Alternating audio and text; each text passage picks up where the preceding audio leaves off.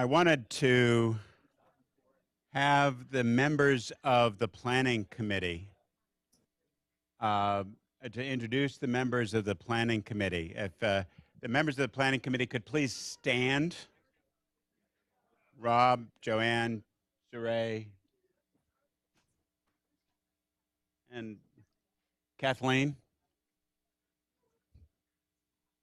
And who else do we have?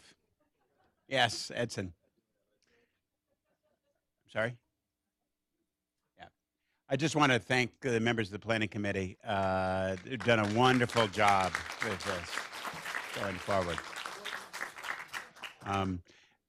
We now turn, if Joanne, if you... Hello. Oh, great. Thank you. We're now turning to, we've talked about the model. We've talked about its assumptions. We've tried to use the debates to sort of say, life isn't so simple in this world. And now we're going to sort of drill down to exemplars, as we often do in this forum, exemplars, but in this case, it's financial effectiveness moving forward. And Joanne Spetz is going to moderate the session. All right. Oh, good. And it turned on. Oh, no, I put on this thingy so that thing can go passed around. Great. Well, welcome after lunch. So our job as a group is going to be to try to keep you awake while your food digests. We'll do our best. So first, I wanted to talk a little bit about some background to whet our appetites about examples of financial effectiveness. So in full disclosure, I am a practitioner of the dismal science, and thus there will be a little economics discussion in there, but I think it's really important to keep in mind both some of the principles that we discussed early on when we were debating what is that list of principles around health, education, financing we should be thinking about, as well as the framework that we learned about early in the day, and to come back to that framework. So do I have slide control, or do you have slide control? Because is this it? I can handle the green button. It has an arrow on it, after lunch.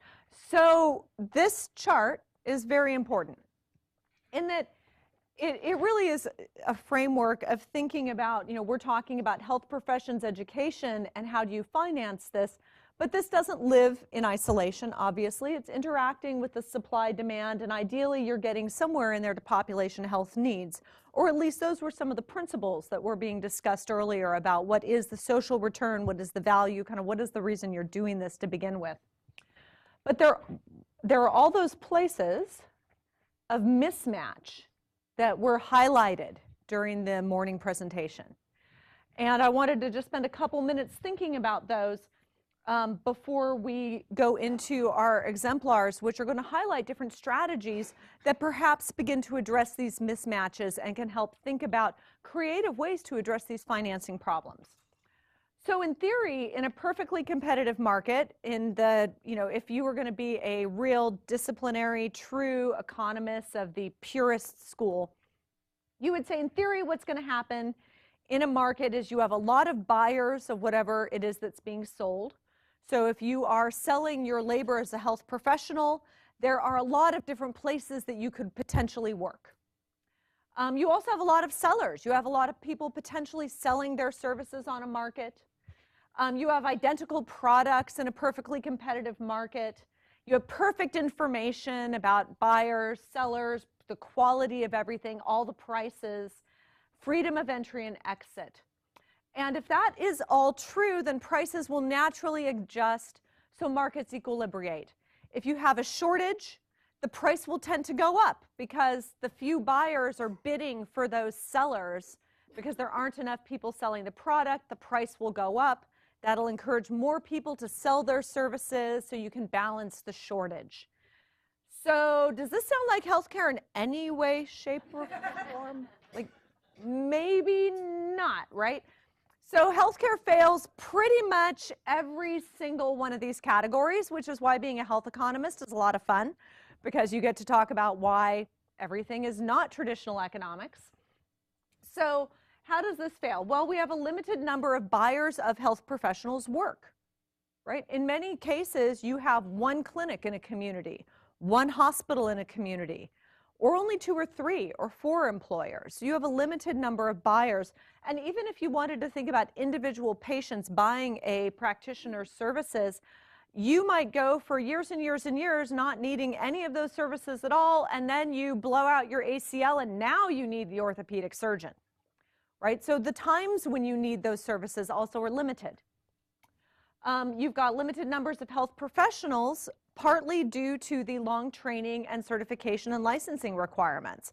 But one would think for quality control, even if we didn't have a licensing system, that those of us buying a practitioner's services might want to know that that practitioner had sufficient training before we paid them to help take care of our knee. Obviously, we have heterogeneity in jobs and workers. Some ACL repair surgeons are better than others, and you better believe I did my research back then, right? There's heterogeneity in the jobs and the workers. Some hospitals are great to work in, some are terrible, and we've all heard about them. And there's a lack of perfect information, which was highlighted in the morning presentation, that the lack of really good information about all of these things is one of the most inherent problems in healthcare. And while in many markets, one could argue that the internet is helping to solve all the information problems because you can find anything on the internet for information, right or wrong, in healthcare, there still is such a lack of information. We really don't know that much about, for example, which medication is going to best control the blood pressure of one person versus another. We do trial and error. Even the best trained physicians are doing trial and error. We start with this. If that doesn't work, then we try this, because we just don't have perfect information about anything in health. And then there's not the freedom to enter and exit, either because, say, from an institutional standpoint, you have a very big capital investment in, say, establishing a hospital, or you have a big investment in your education to become a physician or a nurse or any other field. And then the prices don't always adjust.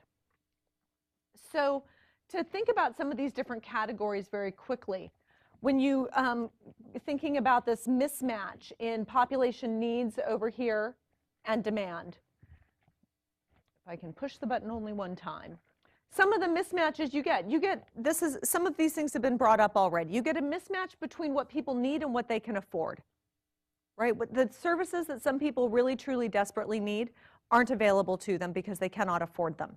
They don't have insurance, they don't have money in the bank, whatever the reason may be.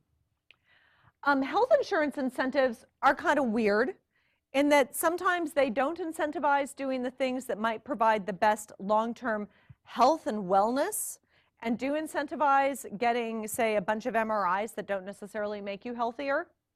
And so the incentives can be misaligned in the way health insurance is structured. Public funding can be mismatched. Health agency funds might not be aligned with where the needs are. And that can be very challenging to do for a whole variety of practical and political reasons. Or as Erin said earlier, we could be doing health workforce planning forever with the best data sets in the country, which North Carolina has, and we can still get it wrong. And whether that's because we just are getting it wrong or because the politics don't play with us, hard to say. And then you get wage issues where you have an agency or organization that may just simply not have the budget to pay the wage required to get the supply to where you need it to be. So these are kinds of market failures: are the revenue for hiring not matching the actual needs, the prices not adjusting, and the wages not adjusting. And those are all failures that create a mismatch between population need and demand for health workers. Thinking really quickly about this little bucket of mismatch on underemployment in saturated labor markets where supply and demand don't align. We see those in shortages, unemployment, underemployment, geographic mismatches. These are very commonly found in economies.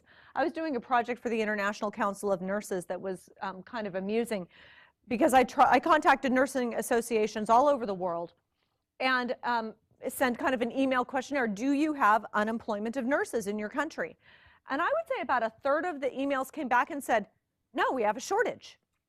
It's like, well, you could have a shortage at the same time that you have nurses unemployed. You could have both happening simultaneously because your markets may not have the nurses where they're needed.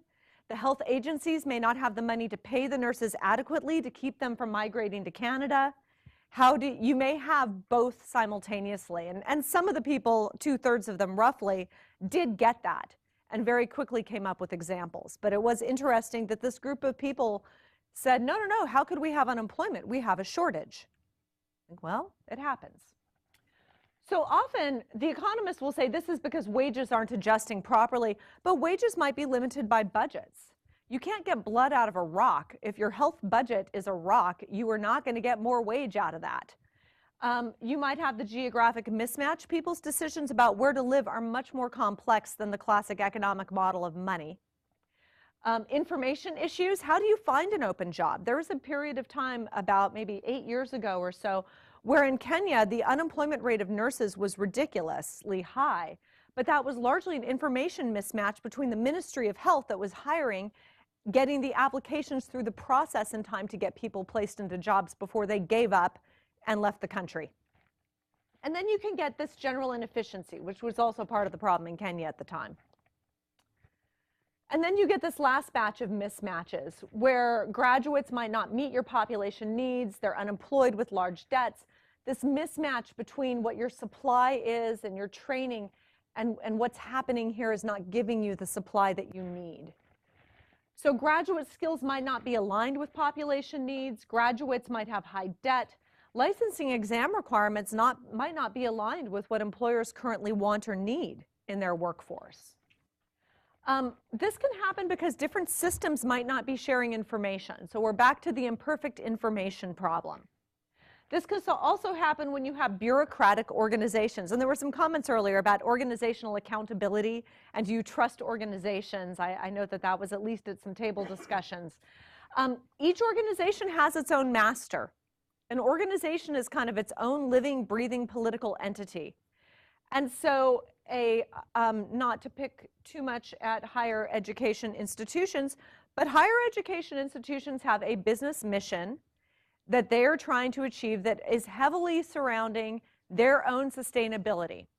So they will game the system to make themselves get more money, to continue to thrive, to continue to be at the tops of the rankings, and that may or may not be aligned with what employers are saying they really want to see.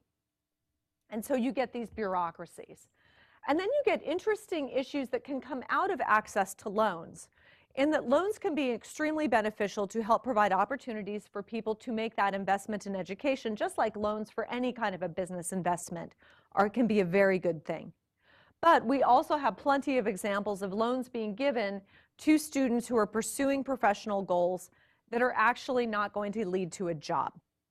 And in the United States, a lot of this gets focused on some of the private vocational schools that are training people for, say, medical assisting certificates that employers don't necessarily recognize, don't feel like they need, question the value of the education from XYZ institution, but the student is thousands and thousands of dollars in debt and has been told, oh, this is a great career opportunity, and then they're stuck with the bill.